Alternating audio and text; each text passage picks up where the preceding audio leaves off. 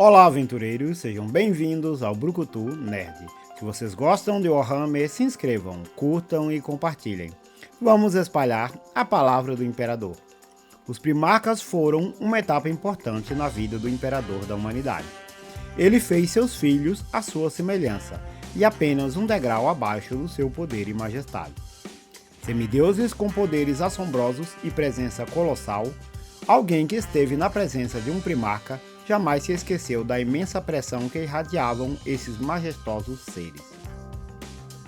Mas mesmo assim, eles não eram perfeitos, e nem incorruptíveis.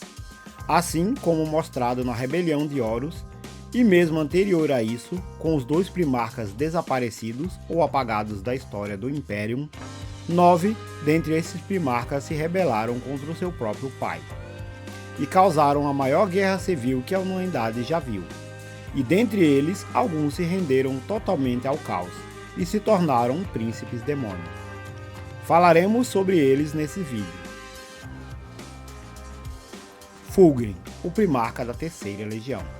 Originalmente leal ao Imperador, sua corrupção e decadência começou quando encontrou uma espada chamada Laer Sword. Essa espada corrompida começou a sussurrar em sua mente e a corromper o Primarca. Após sucumbir às forças do caos, ele intentou por mais poder e a ascender como um príncipe de Slaanesh. Para isso, ele precisava de um poderoso sacrifício. Ele escolheu seu irmão Perturabo. Ele inventou uma história de uma arma poderosa dentro do Olho do Terror e conseguiu convencer a Perturabo a ir na busca dessa arma. Essa trama se passou durante a heresia de Horus, e a suposta arma ajudaria a destruir o Imperador e a colocar o Imperium de joelhos. Mesmo sem acreditar no irmão, Perturabo achou que valeria a pena checar sua história. Eles viajaram até o planeta no centro do Olho do Terror, e lá Fulgrim lançou sua armadilha contra Perturabo. Perturabo foi paralisado por uma pedra que Fulgrim o tinha presenteado, e Fulgrim começou a absorver a vida de Perturabo. Devagar, a força vital do Primarca foi se esvaindo e fluindo para Fulgrim. Mas em uma mistura de desespero e extrema fúria, Perturabo conseguiu quebrar a magia de Fulgrim, e com um ódio extremo, golpeou Fulgrim com sua marreta. O corpo de Fulgrim foi despedaçado pelo golpe, mas as energias arcanas que circundavam o planeta e com a ajuda de Slaanesh, o corpo de Fulgrim foi refeito, e ele ascendeu como um príncipe demônio de Slaanesh. Perturabo. Depois dos eventos com seu irmão Fulgrim, Perturabo retornou para Horus e continuou o ajudando nas batalhas contra seu pai e o Império. Por muito tempo, ele resistiu às tentações dos caos e continuou a lutar com honra, mesmo essa sendo uma honra distorcida. A corrupção do caos já se espalhava pela sua legião após os eventos com Fulgrim, mas mesmo assim ele decidiu fazer vista grossa ao invés de purgar os elementos contaminados que ele mesmo ignorou.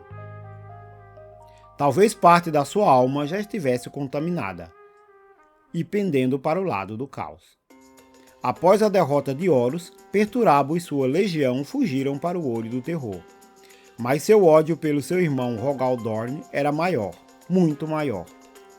Ele retornou e construiu uma massiva fortaleza e desafiou Rogal Dorn a trazê-lo à justiça.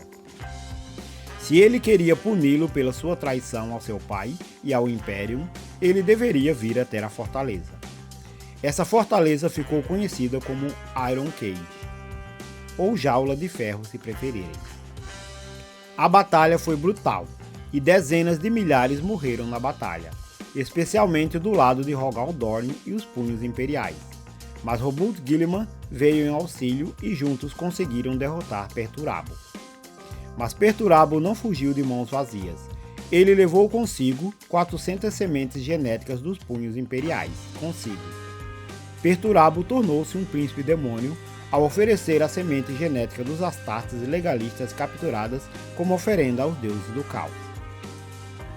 Ele aprofundou sua ascensão ao formar uma aliança com Nurgle, manipulando os 8 rituais de possessão demoníaca. Isso levou à conquista do planeta Toil, onde as máquinas confiáveis dos técnicos sacerdotes se transformavam em terríveis motores demônios, apoiando a vitória de Perturabo e gerando recursos de guerra para sua missão. Angron. A história de Angron é uma das mais trágicas entre os Primarcas. Seu sofrimento é notório e sua desgraça completa veio por meio da implantação das agulhas em seu cérebro. Flagelado desde cedo pela dor e sofrimento, as agulhas completariam o serviço, o matando aos poucos. Ainda mais o Imperador teve a belíssima ideia de resgatá-lo, deixando seus companheiros que eram sua família para trás para morrer. O que se passava na mente do Imperador? Ninguém sabe, mas foi de uma burrice infinita.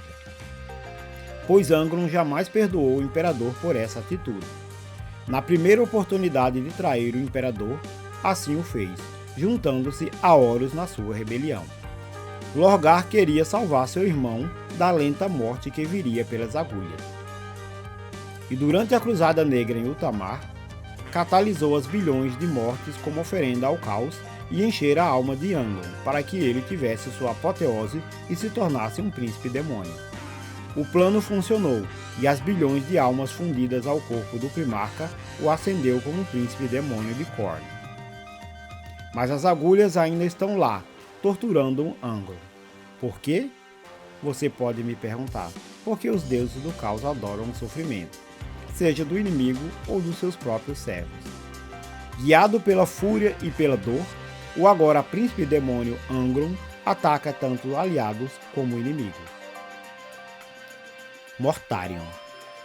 Quem diria? Mortarion, um príncipe demônio. Aqui vemos a encarnação da hipocrisia.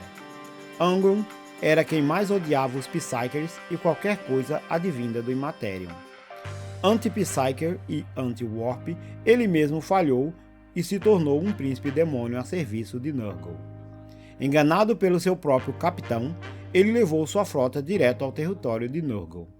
Lá, todos foram contaminados com doenças que fizeram até os mais resistentes Space Marines caírem de joelho.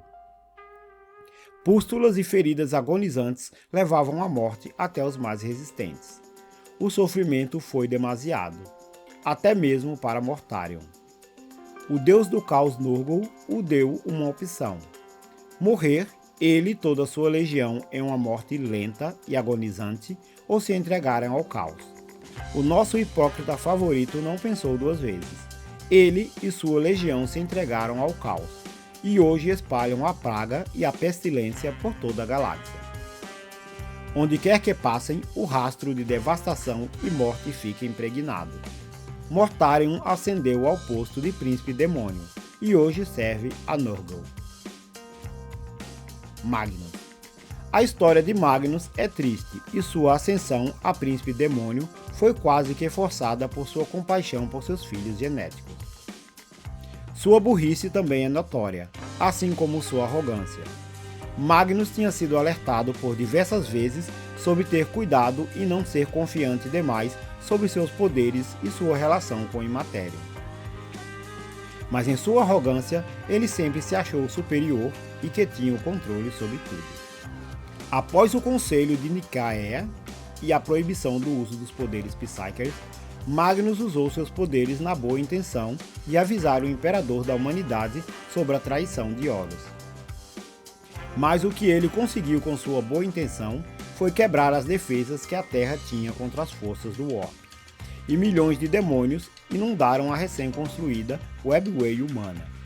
Dezenas de milhares de soldados e Space Marines morreram para conseguir conter a invasão, e até hoje o Imperador tem que estar sentado no trono dourado para continuar barrando essa mesma invasão. Furioso, o Imperador mandou trazer Magnus para ser julgado, mas o que se seguiu foi a destruição do planeta de Magnus e de sua população, e seus filhos genéticos. O deus do caos Tzintin, me perdoem a pronúncia, eu realmente não sei como pronuncia esse nome, ofereceu a Magnus a salvação do que restava em troca de obediência. Desconsolado pela destruição de seu planeta e a morte de milhões na mão dos Space Wolves, Magnus aceitou o acordo e foi elevado ao posto de príncipe demônio. Uma história trágica. Magnus nunca foi um traidor, e seus únicos pecados foram burrice e arrogância. É realmente uma pena ele ter caído para o caos. Lorgar Aureliano. Já esse é um dos maiores FDPs em Warhammer 40k. É o retrato do religioso fanático que não se importa com nada além da sua fé.